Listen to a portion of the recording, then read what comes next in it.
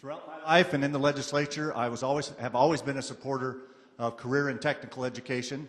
I ran a family business that we delivered fuel and oil and gasoline, and truck drivers often made $60,000, $70,000 a year. So those were some pretty good positions, and it seemed like we were always looking for good truck drivers. While in the legislature, I was a strong supporter of our career and technical schools, East Valley Institute of Technology, WestMech, NAVIT, and others. I think it's very important. You know, I hear from a lot of young people. They kind of complain about all the academic courses. When am I ever going to use this? It's very important that we connect what they're studying academically with how they're going to use it in the real world. So we will do everything as we can as governor to make sure that we're funding those career and technical schools. There are mechanisms in place to make sure that students can get kind of dual credits and work through.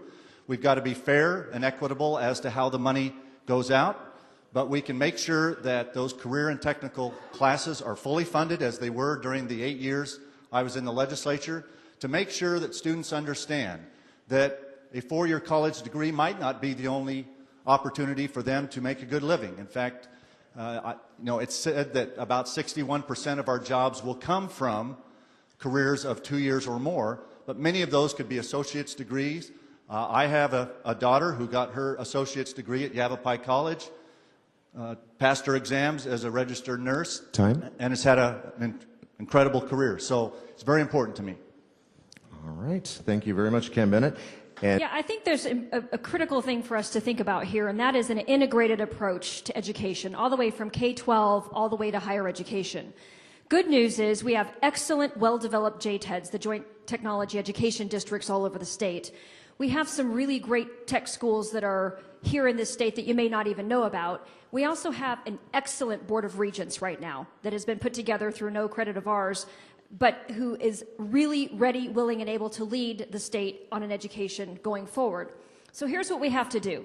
As we integrate this approach, identify children who should go to college and direct them into college. But you know the kids who may not be well suited to go to college when they're 18 and they graduate from high school. To those kids who have a propensity to excel at a particular thing, we need to identify them and celebrate them, and to say, I don't know about you, but I don't know how to fix my car anymore. Because when I open it, it looks like a big black box. But if you have a love and a passion for auto mechanics, there is a school for you.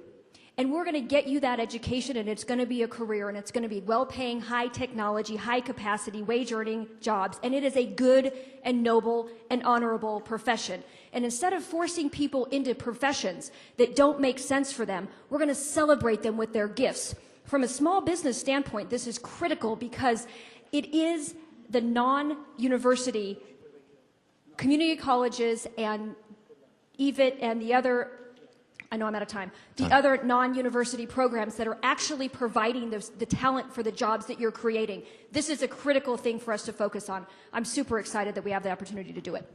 Thank you, Kristen Jones. Doug Ducey, you've got a minute and a half.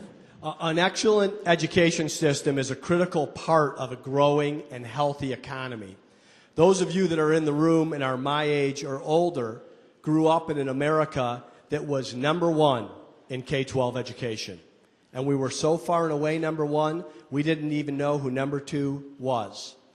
Fast forward 40 years, and we're not on any industrialized nation's top 10 list. I think we should find this unacceptable as Americans and as Arizonans. Underperformance of K-12 education is not an Arizona-specific issue. It's happening across our country. Yet we have 3 of the top 10 high schools in the nation in the state of Arizona. We know how to educate a child. And I'm a business person. I know how to measure performance and take inventory, and we'll take the best practices of these schools and reapply them across the state.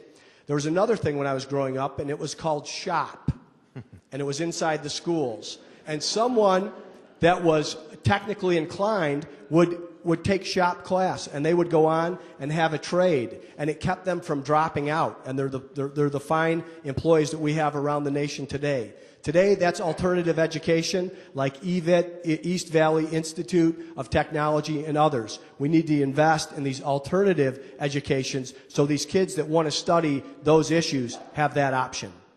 Thank you. Thank you. Minute and a half. I appreciate the question because the fact of the matter is 70% of our kids won't complete college. And I know from having been an employer, business owner myself, having built 2 successful real estate businesses from the ground up and the largest nonprofit organization in Arizona and nationally dedicated to helping charter schools with their funding and facility needs, that what all employers want, of course, are dedicated, disciplined, motivated, educated, skilled employees. And that's where our community college system comes into play. There are lots of studies to indicate that the 13th and 14th years of education, they had basically the 2 years that community colleges offer, are now as important as obviously a high school education, a high school diploma. I want to work with the legislature to see if we can't make a couple of things a priority. One is protecting and expanding that mission of the community colleges, and secondly, getting our world-class universities back in the business of providing an affordable undergraduate education. Not pursuing business ventures, real estate empires, all the other things that detract from their core mission, which is to offer our young people, especially Arizona high school graduates, a world-class and affordable, without a lot of college student loan debt, education. And that will be a priority of mine. I was the chairman of the House Education Subcommittee. I was the author of the Federal Vocational Education Act. We made that a block grant program.